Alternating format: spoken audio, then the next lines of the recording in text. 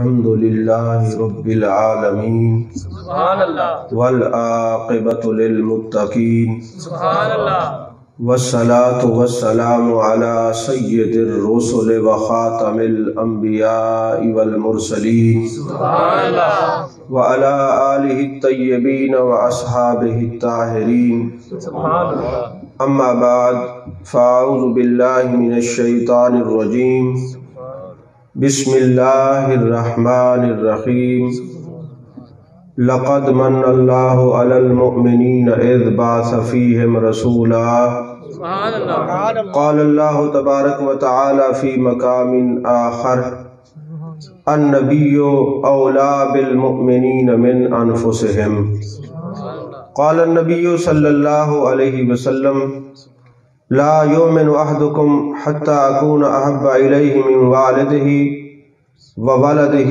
والناس أجمعين سبحان اللہ إن الله وملائكته يصلون على النبي يا أيها الذين آمنوا صلوا عليه وسلموا تسليما اللهم صل على سيدنا ومولانا محمد وعلى آل سيدنا ومولانا محمد وبارك وسلم وصلوا عليه صلاة وسلاما عليك يا رسول الله وعلى آلك وأصحابك يا حبيب الله يا من بدا جمالك من كل ما بدا بعد ہزار جان کے مقدس ترا فدا ما ان مدحت محمدا بمقالتی لیکن مدحت مقالتی بمحمدی۔ تمام تعریفیں اللہ تبارک و تعالیٰ کے لیے ہیں جو خالق کائنات بھی ہے، مالک شش جہات بھی، سبحان اللہ جو احد بھی ہے، صمد بھی ہے، جس کی شان لم یلد بھی ہے ولم یولد بھی۔ سبحان اللہ لا تعداد ہدیہ درود و سلام بارگاہ سید الانام شفیع رحمت سبحان اللہ والی امت سبحان اللہ شاہ خوباں سبحان اللہ جان جانا شہن شاہ حسینہ سبحان اللہ سید سروراں سبحان اللہ سیاہ لا مکاں سبحان اللہ تتیمہ دوراں سبحان اللہ سرخیل زورا جمالاں سبحان اللہ رازدان ما اوہا سبحان اللہ شاہد ما تغا صاحب علم نشرہ معصوم آمنہ احمد مجتبہ حضرت محمد مصطفیٰ صلی اللہ علیہ وآلہ وصحبہ وبارک وسلم کی دربار ناز میں اپنی عقیدتوں، ارادتوں، محبتوں کا خراج پیش کرنے کے بعد اللہ جل مجدہ کی توفیق اور عطا سے آج ہم آقا علیہ السلام کے ذکر پاک کی محفل میں محبوب کا ذکر سننے اور سنانے کے لیے حاضر ہیں۔ اس ماہ نور میں مجھے اب یہ دوسری مرتبہ آپ لوگوں کی زیارت کا موقع مل رہا ہے۔ عزیزان محترم، آپ لوگ جس ذوق سے اور محبت سے مصطفیٰ کریم صلی اللہ علیہ وسلم کا ذکر سماعت فرما رہے ہیں تو میرا دل کر رہا ہے کہ میں ذکر رسول صلی اللہ علیہ وسلم کے ساتھ ساتھ تصوف بھی ساتھ بیان کروں۔ بس آپ کی یہ مہربانی ہوگی کہ آپ نے کسی نے اٹھنا نہیں ہے، اب کوئی اٹھ کے پیسے نہیں دے گا، مجھے بات بھول جاتی ہے، صرف آپ نے توجہ میری طرف رکھنی ہے۔ سبحان اللہ، الحمدللہ، اللہ اکبر کہنے پہ کوئی پابندی نہیں ہے۔ میں آج کی آپ کی توجہ ایک نقطہ کی طرف دلانا چاہتا ہوں، اگر آپ توجہ سے سنیں گے تو پھر انشاءاللہ العزیز آپ جب بھی کبھی بیٹھ کے آنکھیں بند کریں گے تو دل کی لوح محفوظ پہ، دل کی تختی پہ محبوب کا حسن نظر آئے گا۔ سبحان اللہ ماشاءاللہ۔ آپ کے سامنے جو میں نے آیات بینات تلاوت کرنے کا شرف حاصل کیا ہے اور ایک حدیث مبارکہ بخاری شریف سے جس کو سرنامہ سخن بنایا ہے، اسی پر میں گفتگو کروں گا انشاءاللہ العزیز۔ سب سے پہلے جو میں نے آپ لوگوں کی توجہ کروانی ہے اور آپ کو مبارکباد دینی ہے وہ یہ ہے کہ اللہ تبارک و تعالیٰ نے قرآن مجید برہان رشید میں ارشاد فرمایا لقد من اللہ علی المؤمنین اذ بعث فیہم رسولا، تحقیق یقیناً پکی بات ہے اللہ نے مومنوں پر احسان فرمایا کہ اپنا رسول بھیجا. وما ارسلناک الا رحمۃ للعالمین، اور محبوب ہم نے سارے جہانوں کے لیے آپ کو رحمت بنا کے بھیجا. آپ رحمت سارے جہانوں کے لیے ہے، زمین کے لیے رحمت، آسمان کے لیے رحمت، شجر کے لیے رحمت، حجر کے لیے رحمت، جبل کے لیے رحمت، کائنات میں ما سواللہ اللہ کے علاوہ جو کچھ بھی ہے سب کے لیے رحمت ہے. تو جب یہ فرمایا وما ارسلناک الا رحمۃ للعالمین، محبوب ہم نے آپ کو سارے جہانوں کے لیے رحمت بنا کے بھیجا، تو احسان بھی تو سب پہ جتلانا چاہیے تھا نا. احسان صرف مومنوں پر جتلایا،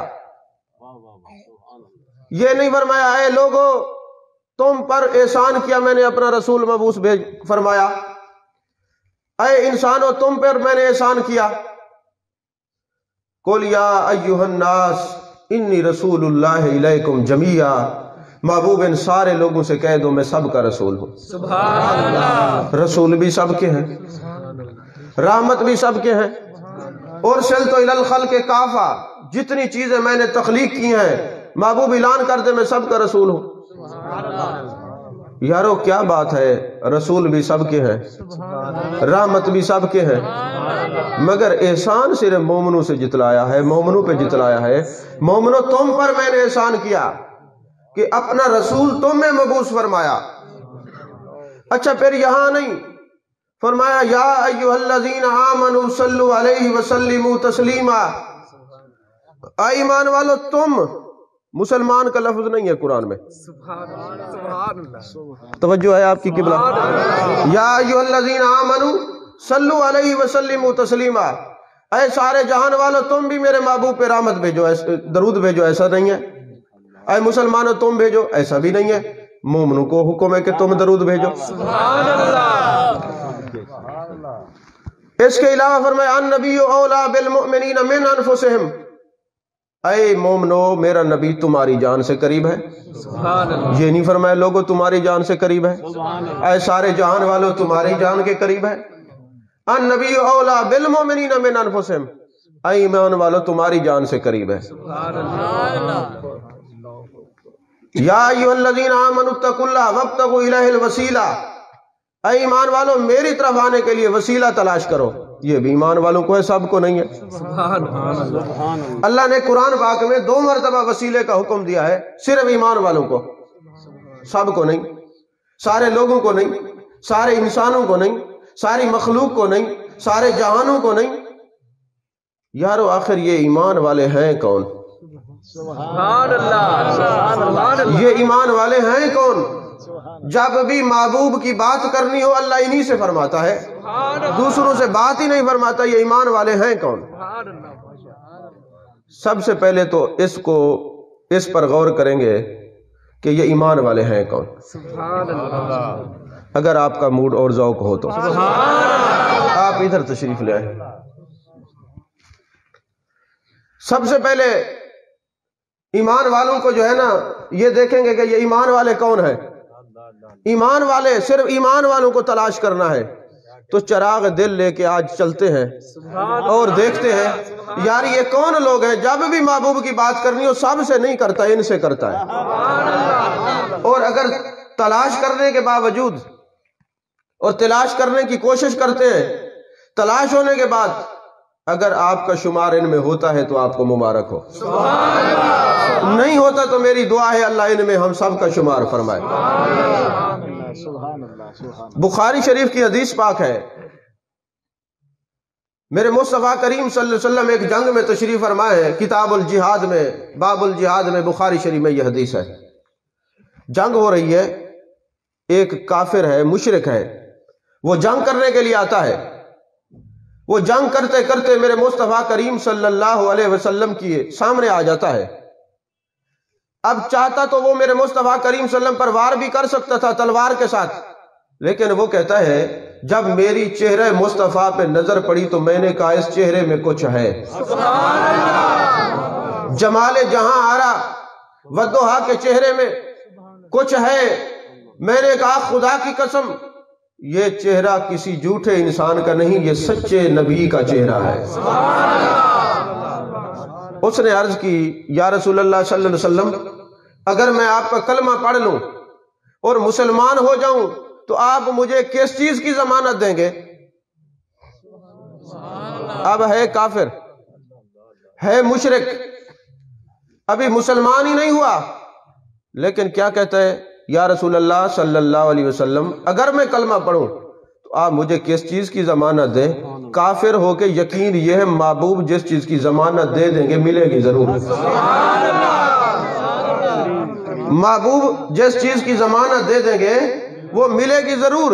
میرے آقا علیہ الصلوۃ والسلام نے فرمایا اگر تو میرا کلمہ پڑھ لے تو میں تجھے جنت کی ضمانت دیتا ہوں۔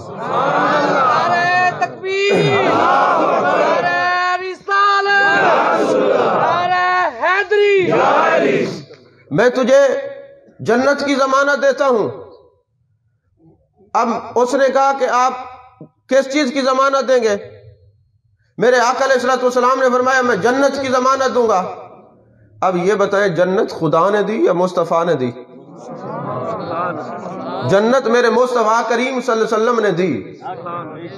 اس کے بعد وہ کلمہ پڑھتا ہے، کلمہ پڑھنے کے بعد اس کا دل کرتا ہے کہ جس نبی کا میں نے کلمہ پڑھا ہے میں اپنی سواری سے نیچے اتروں، اس نبی کی قدم بوسی کروں، کوئی دین کے احکامات سیکھوں۔ جب وہ نو مسلم اترنے لگا سواری سے تو سواری کا جو پیدان تھا اس کے پاؤں میں الجھ گیا، وہ نیچے گرے گردن کی بل اور وہیں ان کا انتقال ہو گیا۔ جب انتقال ہو گیا اگر وہ کلمہ پڑھنے سے پہلے مرتا تو لوگ کہتے مر گیا، کلمہ پڑھنے کے بعد اب دنیا سے گیا تو اب شہید ہے۔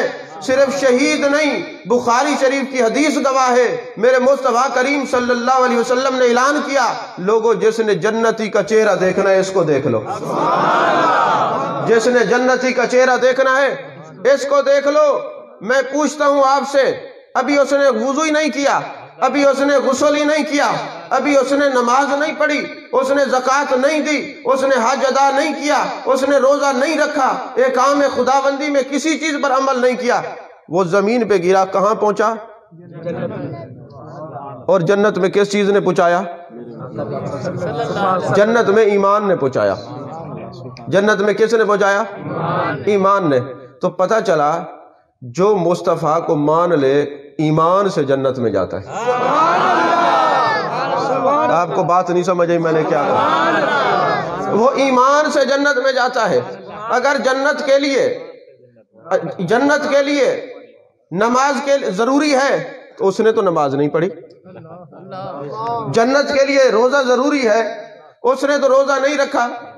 حج ضروری ہے، زکوٰۃ ضروری ہے، اگرچہ ضروری بھی ہے لیکن اس نے کچھ بھی نہیں کیا۔ کس چیز سے گیا جنت میں؟ ایمان سے۔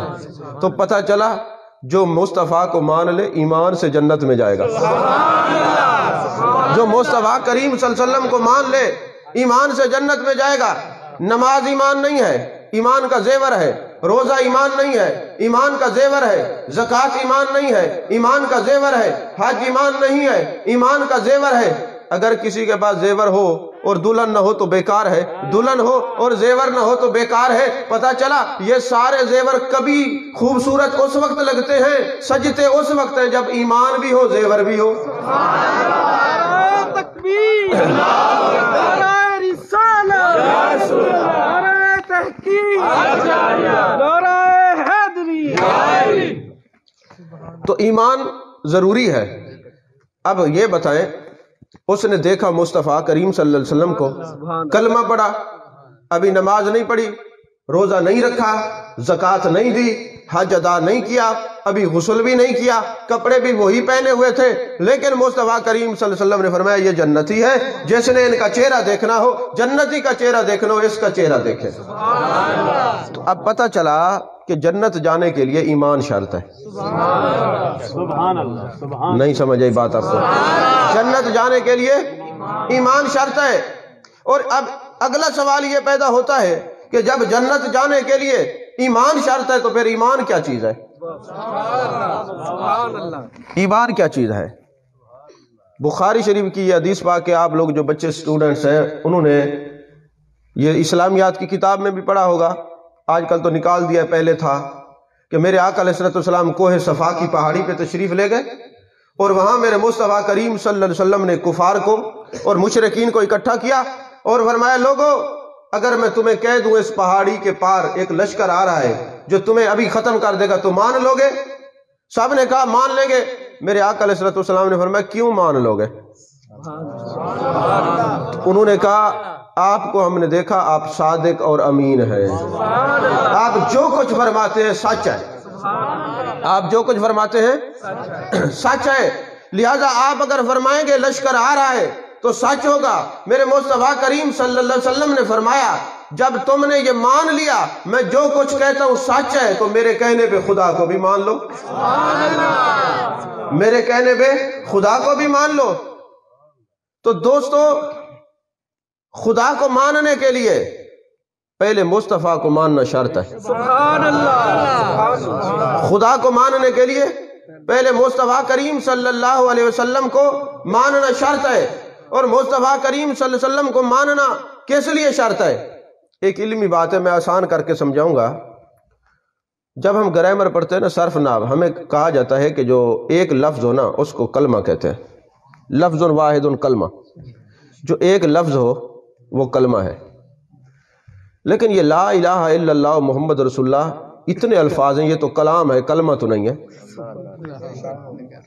لیکن اس کو اگر کوئی کہے کلمہ نہیں ہے تو لوگ تو قتل کر دیں، یہ تو کلمہ ہے لیکن تم اس کو کلمہ کیوں نہیں کہتے؟ ہے تو یہ کلام، لیکن کوئی یہ جرات نہیں کہہ سکتا، وہ کہے جی میں نہیں مانتا یہ کلمہ ہے۔ محدث بھی مانتے ہیں کلمہ ہے، مبلغ بھی مانتے ہیں کلمہ ہے، فقیہ بھی مانتے ہیں کلمہ ہے، سارے کہتے ہیں کلمہ ہے، جبکہ گرامر کا اصول یہ بتا رہا ہے کہ کلمہ جو لفظ واحد ہو اس کو کہتے ہیں۔ یہ تو پورا لا الہ الا اللہ محمد رسول اللہ کتنے الفاظ بنتے ہیں، یہ تو کلام ہے، لیکن کوئی بھی اس کو کلام نہیں کہتا، کہتے سارے ہی کلمہ ہے۔ بھئی کلمہ کیوں کہتے ہیں؟ انہوں نے کہا تم بات کو سمجھے نہیں۔ بات دراصل یہ ہے کہ جہاں پہلے نفی ہو بعد میں اثبات ہو تو ایک کا ذکر ہوتا ہے۔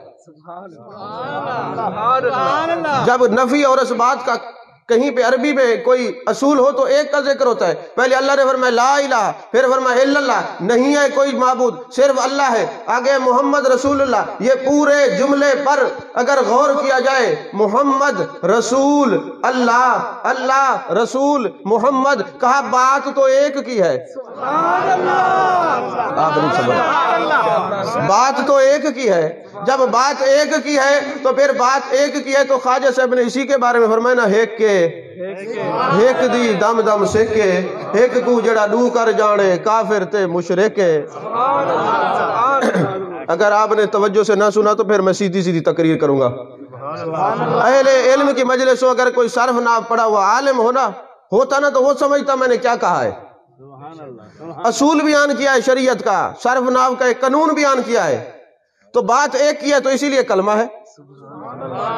تو ایک ہے تو توحید کا ذکر ہوگا، تو توحید ایک کو کہتے ہیں نا، تو جب بات ایک کی ہے تو اس لیے یہ کلمہ ہے۔ لیکن لا الہ الا اللہ دعویٰ ہے، محمد رسول اللہ دلیل ہے۔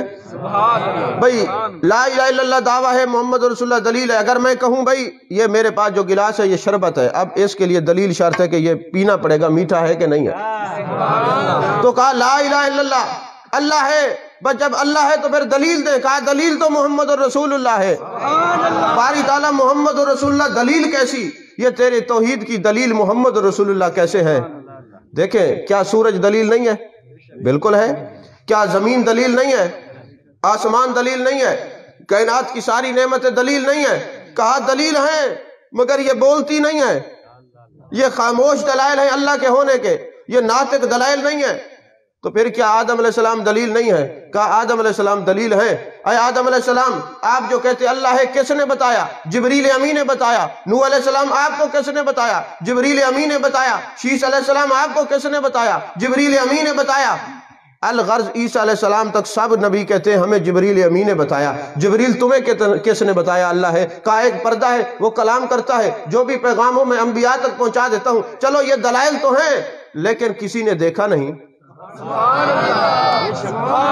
چلے میں حضور بابا صاحب سے پوچھتا ہوں، حضور والا آپ بتائیں، آپ جو مانتے اللہ ہے آپ کو کس نے بتایا؟ انہوں نے کہا بات یہ ہے کہ میرے شیخ حضرت خواجہ قطب الدین بختیار کاکی نے فرمایا کہ اللہ ہے، میں نے تحقیق عاشق نہیں کیا کرتے، عاشق تو تصدیق کیا کرتے ہیں، تو مجھے تصدیق کی ضرورت نہیں تھی۔ مجھے حضرت خواجہ قطب الدین نے فرمایا اللہ ہے، میں نے مان لیا۔ خواجہ قطب الدین آپ کو کس نے بتایا؟ کہا جی مجھے حضرت خواجہ معین الدین چشتی اجمیری نے بتایا۔ حضور والا آپ کو کس نے بتایا؟ کہا جی مجھے حضرت عثمان ہارونی نے بتایا۔ حضور آپ کو کس نے بتایا؟ جی مجھے حسن بصری نے بتایا۔ حضور والا آپ کو کس نے بتایا؟ جی مولا علی نے بتایا۔ اے مولا کائنات آپ کو کس نے بتایا؟ کہا جی حضور نے بتایا۔ یا رسول اللہ صلی اللہ علیہ وسلم آپ نے جو بتایا اللہ ہے تو آپ نے کیسے بتایا؟ فرمایا سبحان اللہ جی اسرا بعبدہ ہی، اللہ نے مجھے معراج پہ بلایا، فرمایا محبوب آ مجھے دیکھ لے اور جا کے ان کو کہے قل هو اللہ احد۔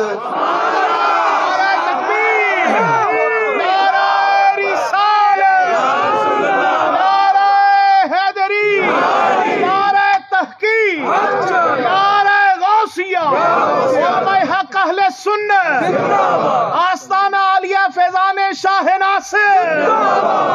فرمایا محبوب جا اعلان کر رہا ہے تو ربی فی احسن صورہ، میں نے اللہ کو اس کی اصل شکل میں دیکھا ہے۔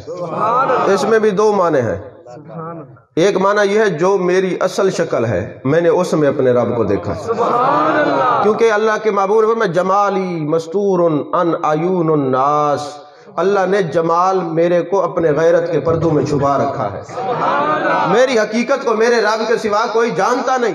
تو فرمایا جو میری اصل شکل ہے میں نے رب کو دیکھا۔ فرمایا محبوب تو نے دیکھا نا، اب جا کے بتا ان کو قل هو اللہ احد، محبوب ان کو بتا اللہ ایک ہے۔ چونکہ تو مجھے دیکھ کے گیا ہے، اب لا الہ الا اللہ کا کوئی دعویٰ مانگے تو محمد رسول اللہ تو میری دلیل بن کے جا، اور تو دلیل ہے ناطق ہے، ہم قرآن کے حافظ پڑھا کرتے ہیں، رخ محبوب انوکھا ہے یہ قرآن اپنا۔ تو پتہ چلا کہ جو مصطفیٰ کریم صلی اللہ علیہ وسلم کی بات کی تحقیق نہ کرے بلکہ تصدیق کرے اس کو کہتے ہیں مومن۔ سبحان اللہ۔ بھئی میں نے پچھلی دفعہ بھی آپ کو توجہ دلائی تھی کہ ہم سارے سیدنا صدیق اکبر رضی اللہ تعالیٰ عنہ کے ماننے والے ہیں کہ نہیں ہیں؟ تو جب ابو جہل نے کہا کہ اے صدیق اکبر تیرے صاحب نے کہا میں معراج پہ گیا ہوں، تو حضرت صدیق اکبر نے کیا فرمایا کہ یہ کافر ہے، ابو جہل ہے، مطلقاً کافر ہے، ہو سکتا ہے یہ جھوٹ بول رہا ہو، اس کی سند میں ضعف نہ ہو۔ نہیں نہیں نہیں، صدیق اکبر نے کہا اگرچہ کافر بھی ہو جب بات یار کی آ جائے پھر سند کی ضرورت ہی نہیں ہوتی، جب یار کی بات آ جائے پھر سند کی ضرورت ہی نہیں ہوتی۔ اگرچہ کافر ہے یہ کوئی اور ہوں گے جو تحقیق کرنے والے ہیں، ہم تو صدیقی ہیں۔ صدیق اکبر نے یہ نہیں دیکھا، بتانے والا ابو جہل ہے، دیکھا یہ ہے بات تو میرے یار کی ہو رہی ہے، تصدیق کر دی۔ کہا جو ہر وقت میرے محبوب کے بارے میں تحقیق نہ کرے بلکہ ہر بات کی تصدیق کرے اس کو مومن کہتے ہیں، اس کو مومن کہتے ہیں، اس کو مومن کہتے ہیں، اس کو مومن کہتے ہیں۔ اچھا کسی پر تصدیق اس وقت نہیں کی جاتی جب کسی پر اعتماد ہوتا ہو۔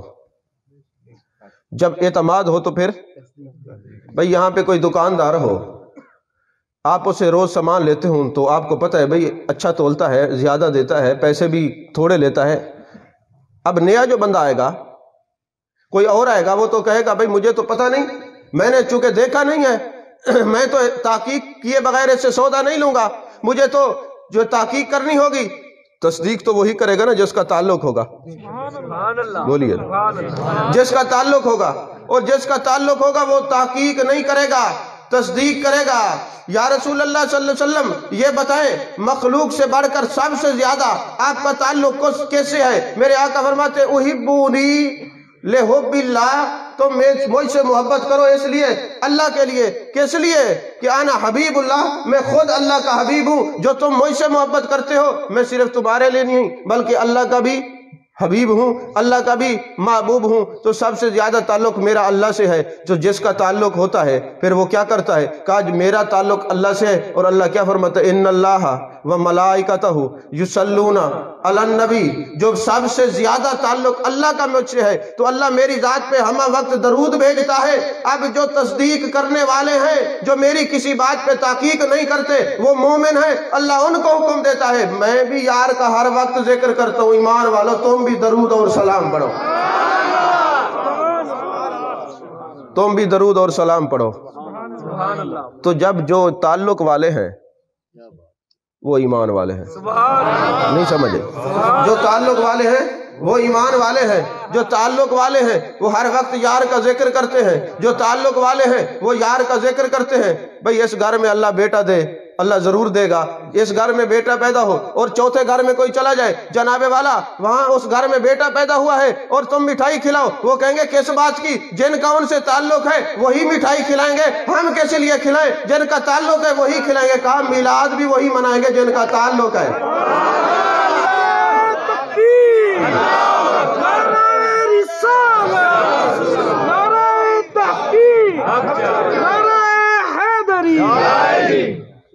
जिनका ताल्लुक है। अब ये रबीउल अव्वल का जब महीना आता है ना, तो इस घर में खुशबुएं और लड़ियां, भाई क्या बात है? कहा भाई हम ताल्लुक वाले हैं, हम ताल्लुक वाले हैं। और जब जो ताल्लुक वाला होता है, फिर अल्लाह फरमाते जब तुम मेरे मुस्तफ़ा से ताल्लुक वाले हो, फिर मैं जब भी यार की बात करूंगा तुमसे करूंगा, सबसे करूंगा ही नहीं।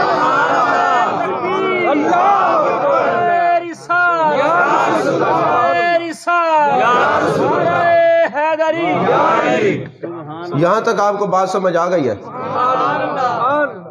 इसके लक़द मन्नल्लाहु अलल मुमिनीना इज़ बअस फ़ीहिम रसूला, मोमिनों पर एहसान क्यों जितलाया कि ये ताल्लुक वाले हैं, ये हर वक्त मेरे यार की बात की तस्दीक करते हैं। हम ताकीक वाले तो नहीं है, हमने तो कभी ताकीक नहीं की फलां चीज़ है, फलां है, फलां है, फलां है, फलां है। जो फलां फलां करते हैं वही ताकीक में रहे, हम तो तस्दीक वाले हैं। और तस्दीक वाले ताल्लुक वाले होते हैं, और ताल्लुक वाले कभी तस्दीक नहीं किया करते। इसलिए फरमाया जब तुम हो ही ताल्लुक वाले, तो जब तुम्हारा ताल्लुक भी उस यार से है, फर्श वालों का ताल्लुक भी उस यार से, अर्श वालों का ताल्लुक भी उस यार से, फिर वो भी यार के सेरे पढ़ता है, तुम भी यार के सेरे पढ़ो। फिर जब बात होगी, मैं भी यार की बात करता हूं, तुम भी यार की बात करते हो। और दरूद और सलाम, अच्छा अल्लाह भी दरूद भेजता है और हमें हुक्म है दरूद और सलाम भेजो, सिर्फ दरूद नहीं। जो कहते जी दरूद इब्राहिमी पढ़ना चाहिए, बिल्कुल पढ़ो, लेकिन सल्लु अलैहि वसल्लिमू तस्लीमा, तस्लीमा पे अल्लाह ने जोर दिया है, सलाम के ऊपर जोर दिया है। अब आप उठाएं तफासिर, मुफस्सिरीन से पूछा ये दरूद तो समझ में आती है, ये सलाम पे जोर क्यों है? कहा जब कोई दरूद पढ़ता है अल्लाह की तरफ से उजरत मिलती है, जब सलाम मिलता है मोहम्मद अरबी की कुर्बत मिलती है। जब दरूद पढ़ता है उस वक्त जो है उजरत मिलती है और सलाम से कुर्बत मिलती है, और दरूद पढ़ने से सवाब मिलता है, सलाम पढ़ने से मोहम्मद अरबी का जवाब मिलता है। अब देखें ना, आप जब भी सलाम पढ़ा करें इस तसव्वुर से पढ़ा करें कि सलाम करना सुन्नत है, जवाब देना वाजिब है। और ये कैसे हो सकता है मेरे मुस्तफ़ा वजूब का ख्याल न रखते हो? आप तो शारे अलैहिस्सलातु सलाम है, तो आप ये तसव्वुर किया करें हम जो सलाम कर रहे हैं मेरे आका जवाब अता फरमा रहे, वालैका सलाम या उम्मती। आप कुछ दिन ख्याल करेंगे तो खुदा की कसम आपके कानों से जवाब आना शुरू हो जाएगा। आप तवज्जो तो करके देखें। दूसरी आयत मैंने पढ़ी, अन्नबी औला बिल मुमिनीन मिन अनफुसिहिम, ऐ ईमान वालों मेरा नबी तुम्हारी जान से ज्यादा करीब है। अच्छा यहां भी एक कमाल देखें, नहनु अक़रबु इलैहि मिन हब्लिल वरीद, अल्लाह हर एक की शारक के करीब है, और मुस्तफ़ा करीम हर एक के करीब नहीं, सिर्फ मोमिनीन की जान के करीब है। अन्नबी औला बिल मुमिनीना मिन अनफुसिहिम, ऐ ईमान वालों मेरा नबी तुम्हारी जान से भी ज्यादा करीब है। अल्लाह हर एक के करीब है, मेरे मुस्तफ़ा करीम सल्लल्लाहु अलैहि वसल्लम सिर्फ मोमिन की जान के करीब क्यों है? कि ये तो हर बात की तस्दीक करने वाले हैं, ताकीक वाले थोड़ी है। भाई ताकीक करने से बंदा दूर चला जाता है ना। और ताकीक कैसे की जाए? अल्लाह ने कुरान में फरमाया है कि ईमान वाले कौन है? अल्लज़ीना युमिनूना बिल गैब, जो बिन देखे हर चीज को मानते हैं, बिन देखे मानते हैं, बिन देखे मानते हैं। अल्लाह और उसके रसूल के मामले में बिन देखे मानते हैं। عزیزان محترم النبی اولا بالمؤمنین من انفسہم، اے ایمان والو میرا نبی تمہاری جان سے بھی زیادہ قریب ہے۔ سوال یہ پیدا ہوتا ہے جب نبی قریب ہے تو پھر نظر کیوں نہیں آتا؟ سوال پیدا ہوتا ہے نا۔ اس کی 2-3 وجوہات ہیں۔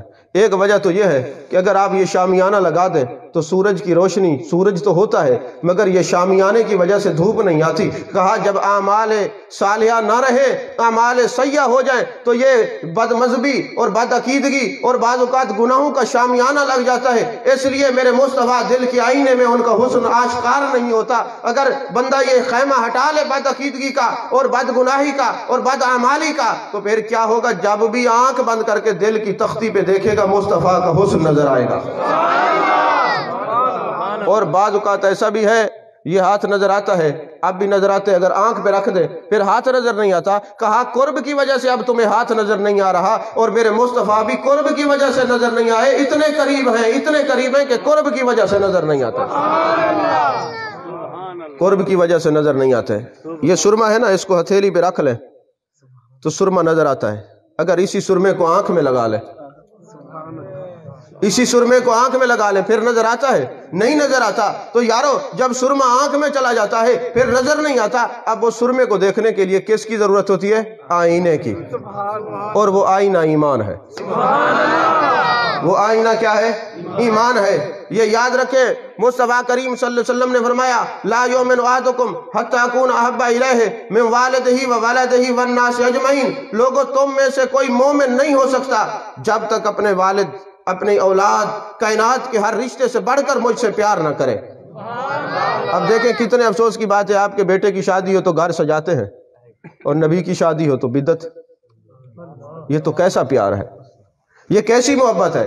ہمیں بدعت اور شرک کے فتوے اس وقت یاد آتے ہیں جب رسول اللہ صلی اللہ علیہ وسلم کی بات ہو، جب اپنی بات ہو تو پھر بدعت اور شرک نظر نہیں آتا۔ میں تو کہا کرتا ہوں یارو تمہیں مبارک ہو، یہ الیکشن کا موسم آنے والا ہے نا، آپ دیکھیں گے جب الیکشن کا موسم ہوگا نا تو سارے لوگ جھنڈیاں لگائیں گے، جلوس نکالیں گے، پنڈال سجائیں گے، کوئی کسی کے نعرے مارے گا، کوئی کسی کے نعرے مارے گا۔ مجھے سیاست سے کوئی شغف نہیں ہے، لیکن توجہ یہ دلانا چاہتا ہوں اگر آج نون لیگ کا جلسہ ہو تو کیا حال پی ٹی آئی والے سجائیں گے؟ بولیے۔ اگر پی ٹی آئی کا جلسہ ہو تو حال کون سجائے گا؟ وہی سجائیں گے نا۔ کبھی ایسا بھی ہے پی پی کا جلسہ ہو، نون لیگ والوں نے حال سجایا ہو تو یار جس پارٹی سے کوئی تعلق رکھتا ہے اپنے قائد کی آمد پر وہ حال سجاتا ہے، جھنڈیاں لگاتا ہے، نعرے لگاتا ہے۔ کوئی کسی پارٹی کا رکن ہوگا، ہم تو رسول اللہ کی پارٹی کے رکن ہیں، ہم رسول کی آمد پہ جھنڈیاں لگائیں گے۔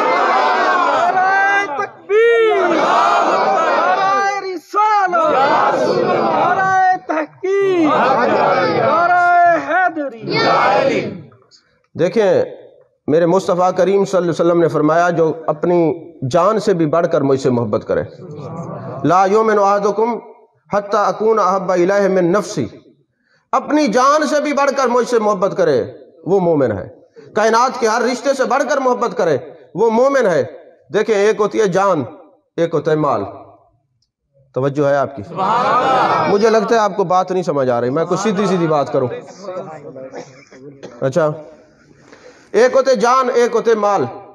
کبھی جان اور مال کا مقابلہ ہوتا ہے۔ مثال کے طور پہ اگر کسی کے پاس مال ہو اور ڈاکو آ جائیں اور وہ کہیں یہ یا تو تیری جان لیں گے یا پیسے دو، بندہ پیسے دے دیتا ہے، مال دے دیتا ہے اور جان بچا لیتا ہے۔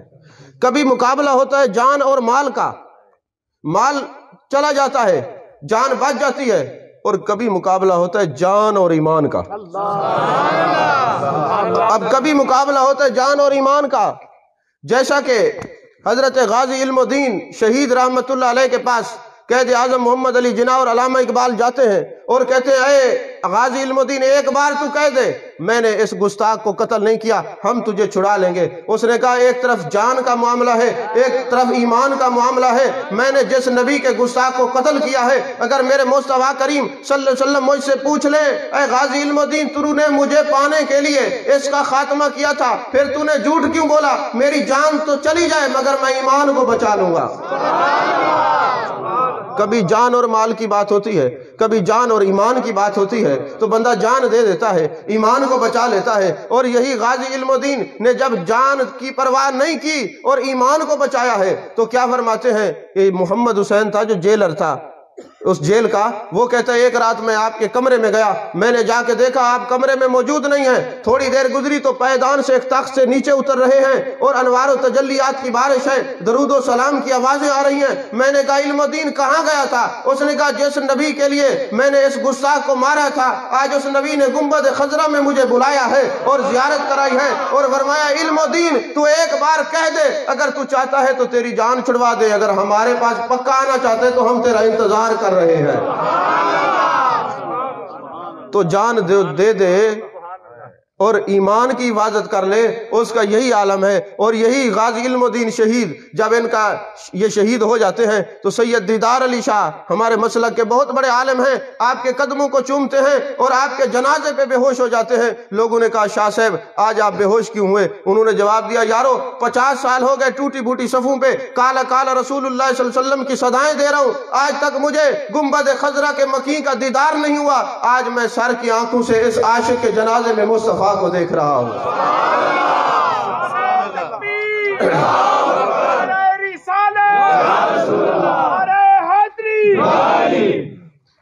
تو آج میں سر کی آنکھوں سے اس عاشق کے جنازے میں مصطفیٰ کو دیکھ رہا ہوں، کیونکہ انہوں نے جان کی بازی لگا دی ہے، جان کی پرواہ نہیں کی، ایمان کو سامنے رکھا ہے۔ اب مقابلہ جان اور ایمان کا ہے، ارے جان بھی پیچھے رہ گئی، ایمان بازی لے گیا۔ اور سید اور حضور والا شیخ الاسلام قمر الدین سیالوی کے والد حضرت شیخ ضیاء الدین رحمت اللہ علیہ فرماتے ہیں میں جیل میں غازی علم الدین کو ملنے کے لیے گیا، انہوں نے کہا حضور والا مجھے نا سورہ یوسف تو سنا دیں۔ میں سورہ یوسف پڑھنے لگا، بڑھاپا تھا، مجھے سورہ یوسف کی زبان اٹکنے لگ گئی، میں بھولا تو غازی علم الدین نے لقمہ دیا۔ میں نے حیرت سے کہا علم الدین تو ان پڑھ ہے، تجھے قرآن کیسے آ گیا؟ اس نے کہا جس نبی کے لیے جیل میں آیا ہوں خدا کی قسم 12 مرتبہ میرے مصطفیٰ مجھے زیارت کرا چکے ہیں۔ اور مجھ سے فرماتے ہیں علم الدین بتا کیا چاہتا ہے؟ میں نے کہا حضور مجھے قرآن پڑھا دیں۔ میرے مصطفیٰ نے لعاب میرے منہ میں ڈالا، مجھے سارا قرآن یاد ہو گیا۔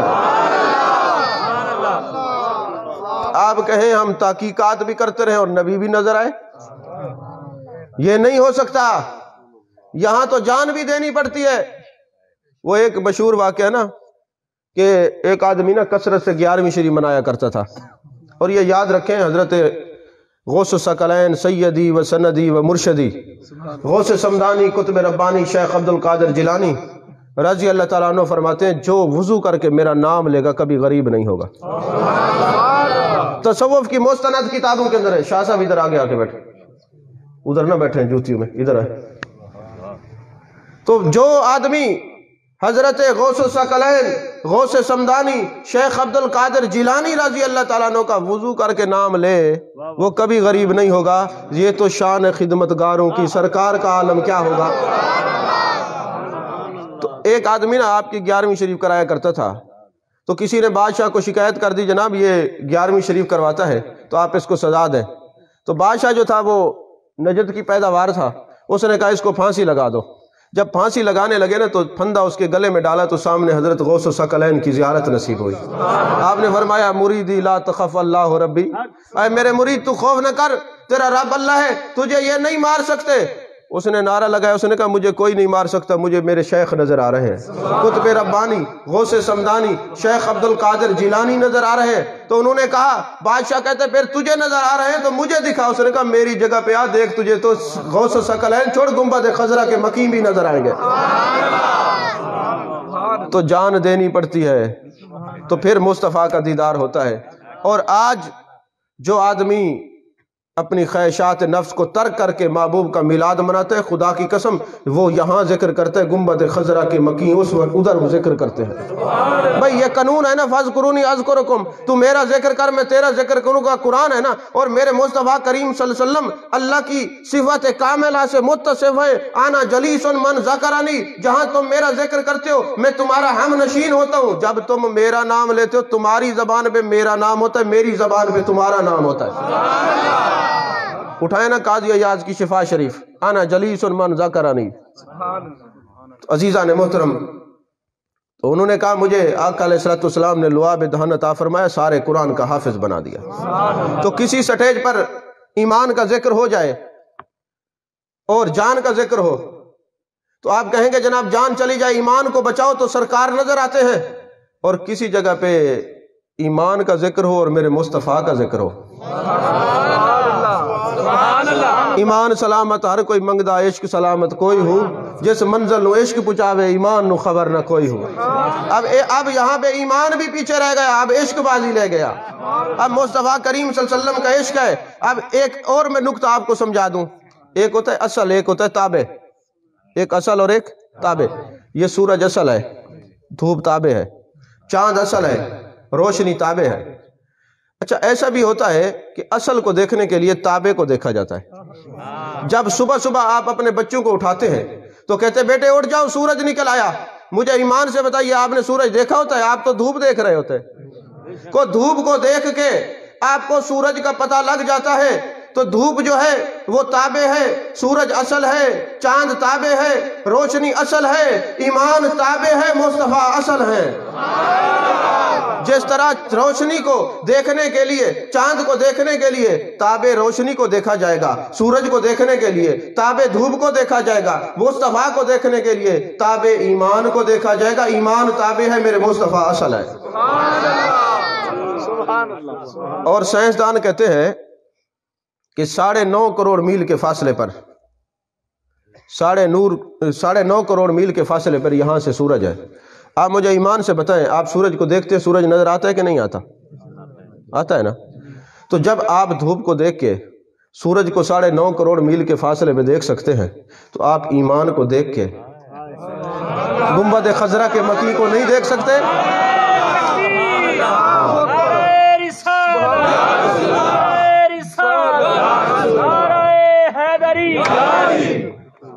سمجھ میں آئی بات؟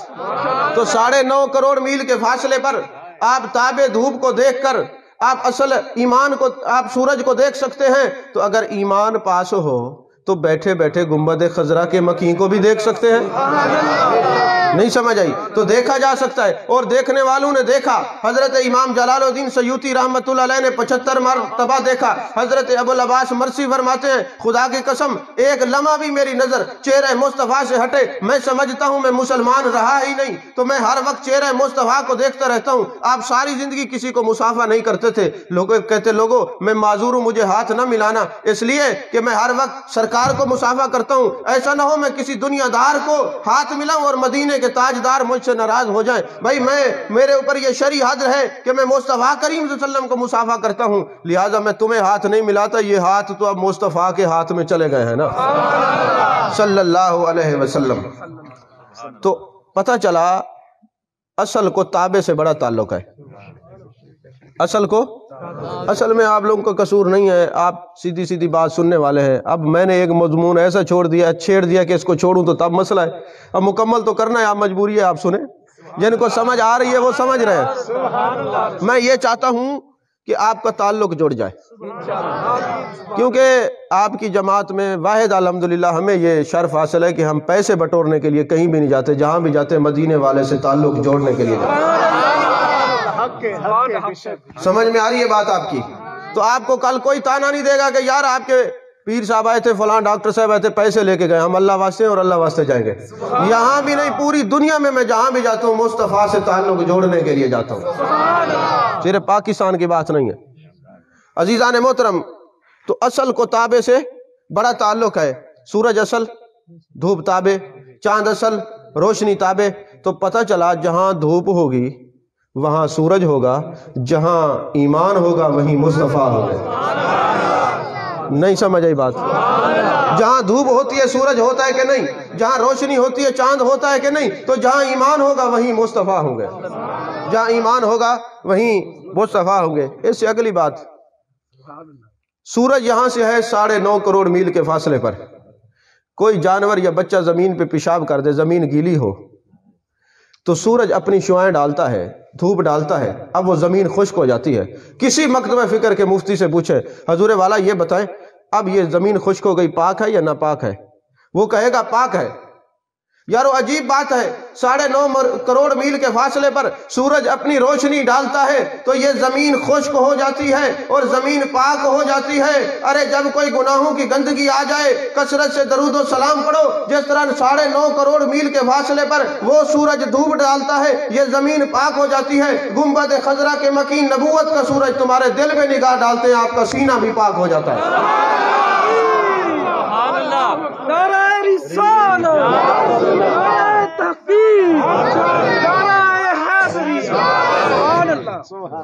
اور یہ یاد رکھیں، بننے میں سورج پہلے، دھوپ بعد میں ہے، بننے میں چاند پہلے اور روشنی بعد میں ہے، لیکن یہ بھی یاد رکھیں کہ خدا کو ماننے میں مصطفیٰ پہلے ہے، خدا بعد میں۔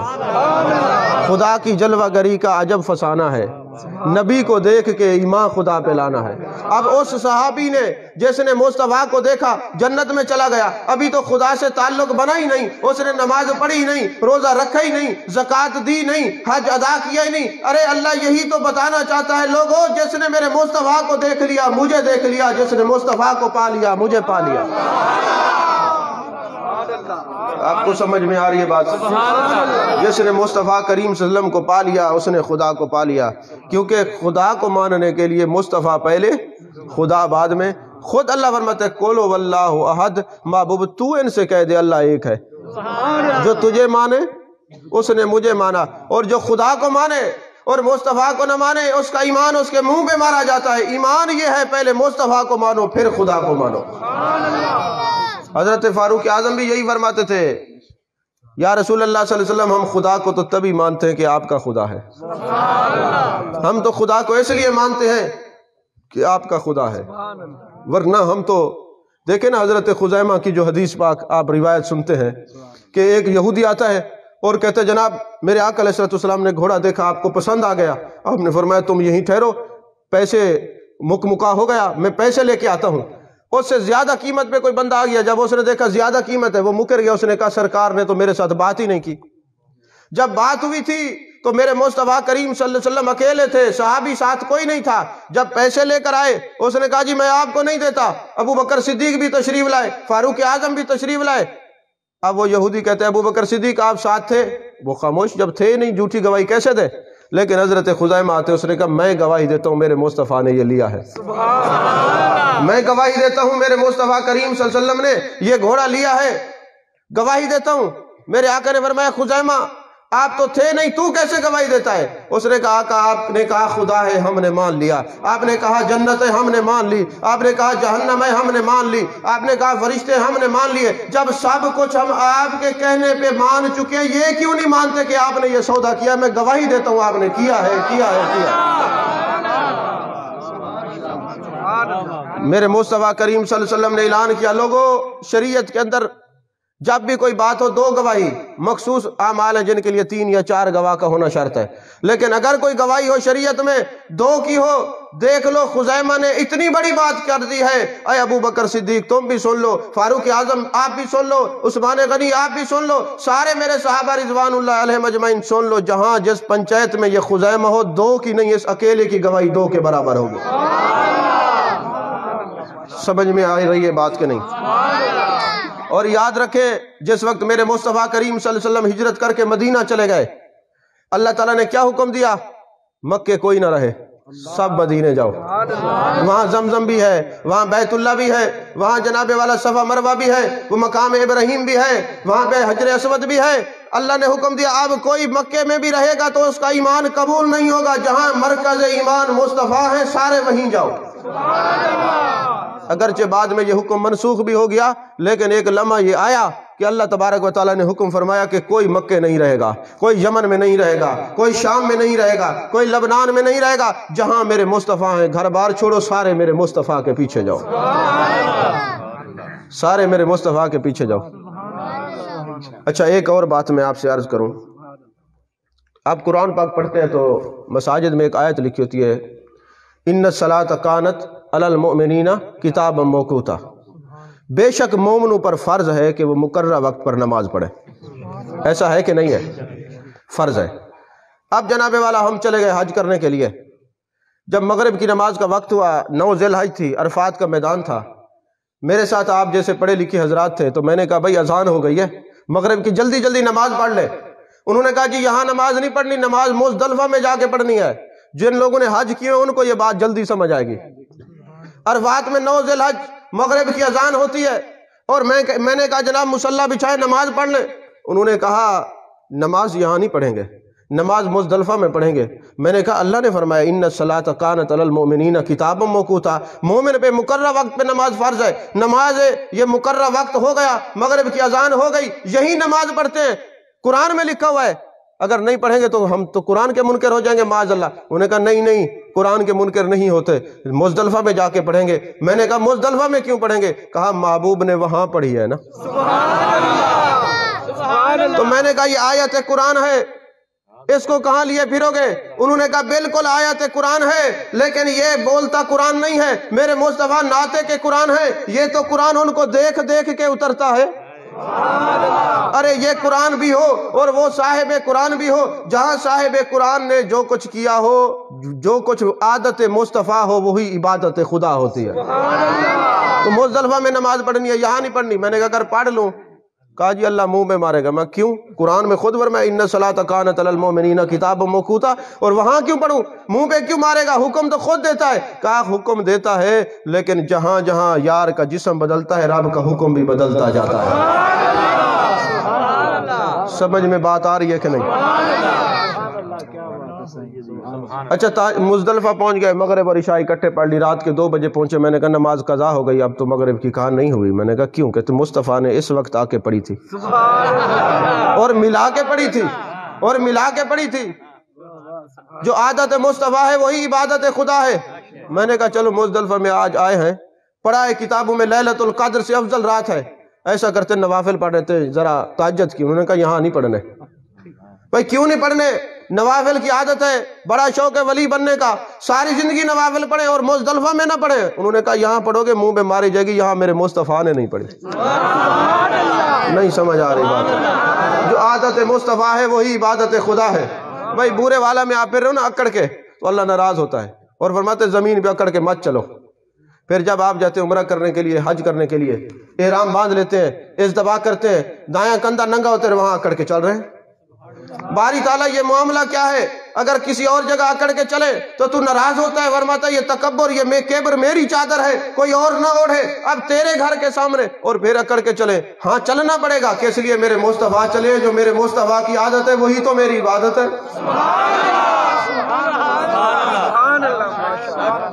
جو مصطفیٰ کریم صلی اللہ علیہ وسلم کی عادت ہے وہی میری عبادت ہے۔ اچھا یہاں حفاظ کرام بھی بیٹھے ہیں، میری اصلاح فرمائیں گے۔ قرآن پاک میں اتم الحج والعمرۃ للہ، حج اور عمرہ کس کے لیے؟ بولیے اللہ کے لیے۔ ترجمہ صحیح کرے نا، اتم الحج والعمرۃ للہ، عمرہ اور حج کس کے لیے؟ اللہ کے لیے ہے۔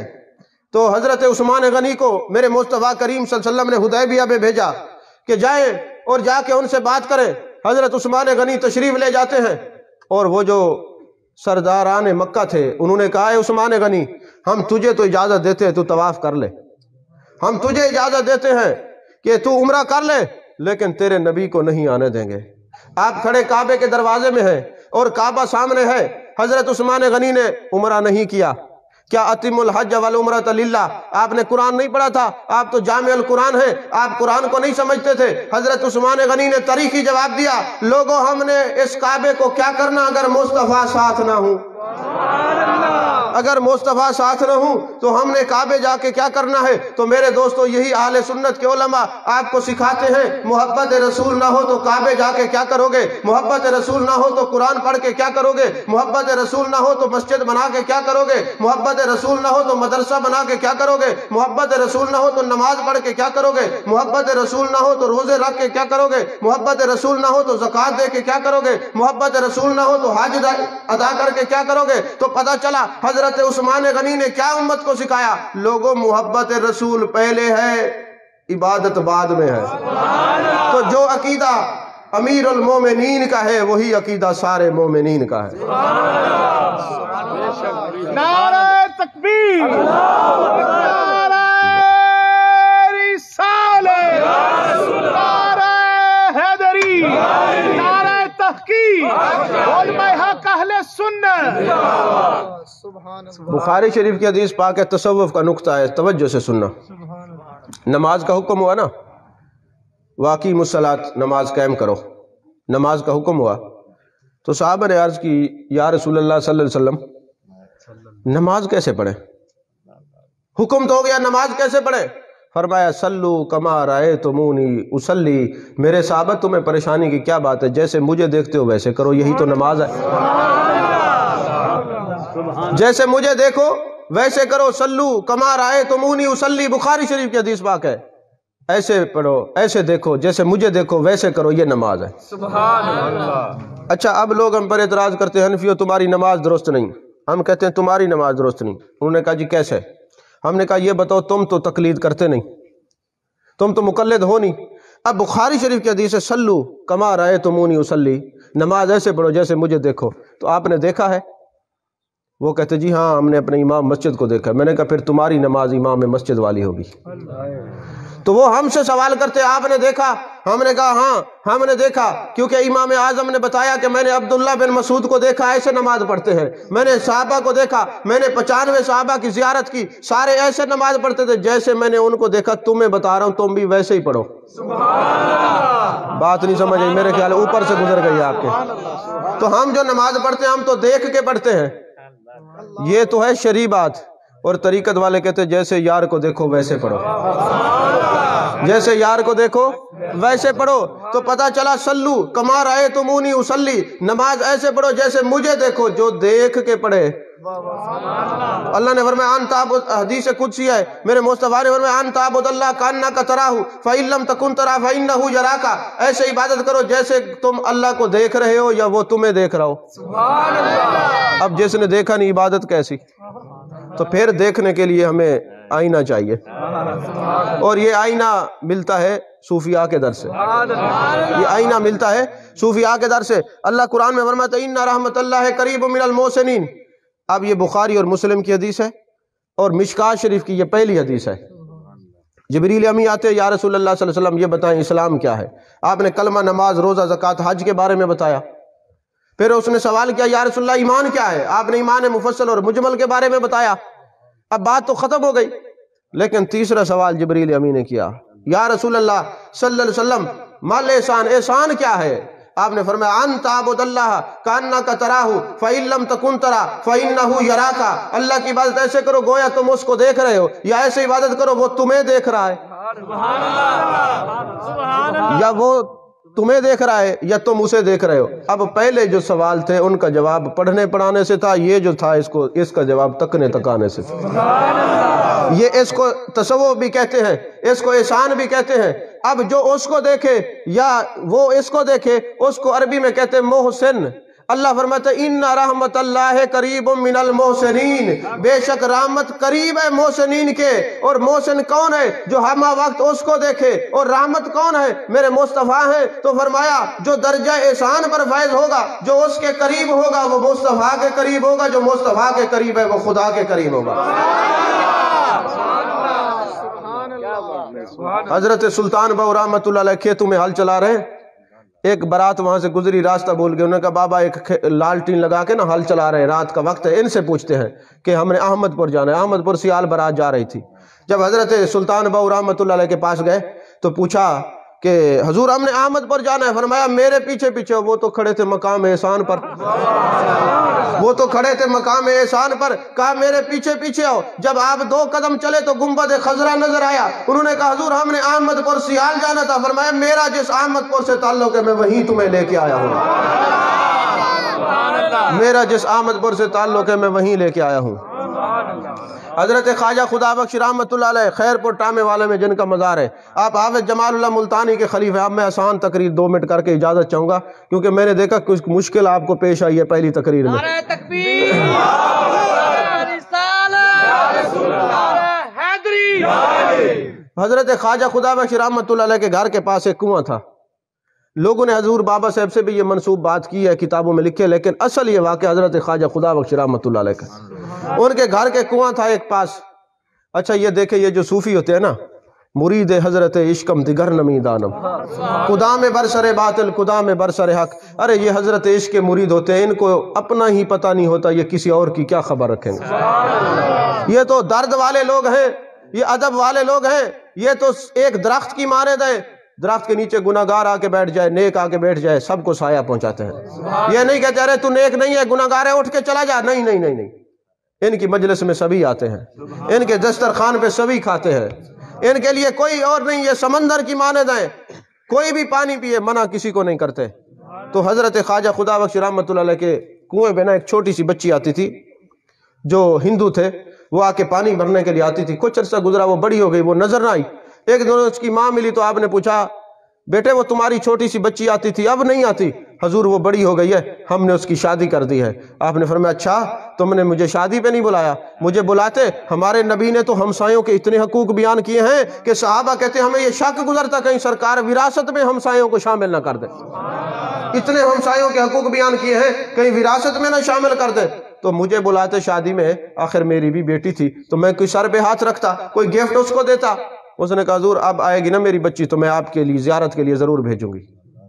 وہ جب بچی آتی ہے تو ماں نے کہا بیٹے وہ جو خواجہ خدا بخش رحمت اللہ علیہ ہیں، جو مسلمانوں کے پیر ہیں، وہ یاد کر رہے تھے وہاں، بیٹی چلے جاؤ، جو بات وہ پوچھے نا تم نے وہی کرنی ہے، فالتو بات نہیں کرنی۔ ان کی آداب ہے، ان کی مجلس کے ادب کچھ اور ہوتے ہیں، آداب کچھ اور ہوتے ہیں، فالتو بات نہ کرنا، وہاں جو کچھ پوچھیں وہی بتانا ہے۔ بیٹی نے یہ سمجھا کہ جو کچھ وہ کہیں وہی دہرانا ہے۔ انہوں نے تو ادب سکھایا اور انہوں نے یہ سمجھا کہ وہی دہرانا ہے۔ اب وہ جب گئی نے تو آپ نے سر پہ ہاتھ رکھا، فرمایا بیٹی آ گئے ہو؟ جی حضور آ گئی ہوں۔ آپ بھی آ گئے ہیں؟ آپ نے فرمایا میں بھی آ گیا ہوں۔ اچھا بیٹی میں نے سنا تیری شادی ہو گئی؟ جی حضور میری شادی ہو گئی، میں نے سنا آپ کی بھی شادی ہو گئی۔ انہوں نے کہا بیٹی تمہاری شادی ہوئی مجھے نہیں بلایا۔ حضور غلطی ہو گئی، آپ کی شادی ہوئی آپ نے بھی تو نہیں بلایا۔ آپ نے فرمایا بیٹی جب تیرا شوہر آئے گا مجھے دکھاؤ گی؟ اس نے کہا حضور دکھاؤں گی، جب آپ کا شوہر آئے گا مجھے دکھائیں گے۔ شوہر کا معنی وارث ہوتا ہے، شوہر کا معنی وارث کا ہوتا ہے۔ آپ نے فرمایا بیٹی بعد میں کیوں دیکھو گی، میں تجھے اپنا وارث ابھی دکھاتا ہوں۔ جو آپ نے چادر لی ہوئی تھی نا کندھے کے اوپر، اس کو سیدھا کیا، اس کے سر پہ ڈالا۔ وہ بچی دیکھتی ہے گنبد خضرا کے مکین جلوہ گر ہے، پردے ہٹ گئے، حسن مصطفیٰ پہ نظر پڑی تو اللہ اللہ اللہ کی آوازیں شروع ہو گئی۔ کلمہ مصطفیٰ پڑھ کر حضور کی غلامہ بن گئی، حضور کی امتیہ بن گئی۔ اب جب کلمہ پڑھ لیا تو پھر وہ سوال کرتی ہے حضور والا میں نے کلمہ تو پڑھ لیا ہے لیکن اب مسئلہ یہ ہے میرا خاوند بھی غیر مسلم، میرے باقی عزیز و اقربا بھی مسلمان نہیں ہیں۔ آپ نے فرمایا بیٹی آج مقام احسان پر ہم فائز تھے، اور جو مقام احسان پر فائز ہوتا ہے نا جب وہ نگاہ ڈالتا ہے تو وہ نسلوں تک پیغام جاتا ہے، وہ فیضان نسل در نسل چلتا ہے۔ لہذا اب تو جا جو بھی تجھے دیکھے گا، آج جا جو بھی دیکھے گا کلمہ پڑھے گا۔ تاریخ گواہ ہے وہ بچی جب گھر گئی تو ماں نے کہا بیٹی تیرے تو شکل بڑی حسین ہو گئی ہے، خیر تو ہے بابا جی نے تمہیں کیا بتایا؟ اس نے کہا بابا جی نے بتایا نہیں، گنبد خضرا کے مکین سے ملوایا ہے۔ میں نے سوال کیا، مجھے زیارت کروا دی۔ ماں جب قریب آئی نا تو عشق کی خوشبو گئی نا اس کے ناک میں، اس نے کہا لا الہ الا اللہ محمد رسول اللہ۔ خاوند ہے، اس نے کہا لا الہ الا اللہ محمد رسول اللہ۔ پھر ایک نہیں دو نہیں، تاریخ گواہ ہے 22,000 ہندوؤں نے کلمہ پڑھا ہے۔ یہ ہے مقام احسان، یہ ہے محسنین۔ جو ان کے قرب میں جا کے بیٹھتا ہے وہ سیدھے مدینے تک۔ میں اس بات کے بالکل خلاف ہوں کہ جو پیر کہے میرے ہاتھ چومو، ہاتھ باندھ کے میرے سامنے کھڑے رہو، یہ اس نے پیری کی ہے، محمد عربی کے در کی فقیری نہیں کی۔ تصوف کیا ہے کہ جو تمہاری مجلس میں تمہاری صحبت میں بیٹھے تم اس کو ہاتھ پکڑ کے گنبد خضرا کے مکین سے ملا۔ تو ایمان پر دو اور نقطے بھی میں عرض کر دوں۔ ایک حضرت نظام الدین نیشہ پوری رحمت اللہ علیہ نے فرمایا یا ایھا الذین آمنو، یہ ایمان والے کون لوگ ہیں؟ اور ایک سلطان بہو رحمت اللہ علیہ، اگرچہ میں نے ایمان پر سیر حاصل گفتگو کی، آپ کو یقیناً سمجھ آ گئی ہوگی، تو وہ حضرت نظام الدین نیشہ پوری فرماتے ہیں کہ یہ جو لفظ ہے نا ایمان، آمنو، یہ الف میم نون واو پھر الف ہے۔ اب جب آمنو آپ پڑھیں گے تو 4 حرف ہوں گے، جب لکھیں گے تو 5 ہوں گے، الف میم نون واو پھر الف۔ تو کہا جب کوئی کہتا ہے نا آمنو، اب وہ ایمان والے کون ہیں؟ جب آمنو کو لکھو تو 4 لکھو تو 5 حرف ہیں، پڑھو تو 4 حرف ہیں۔ فرمایا آمنو ہوتے وہی ہیں جو 4 اور 5 کو مانے۔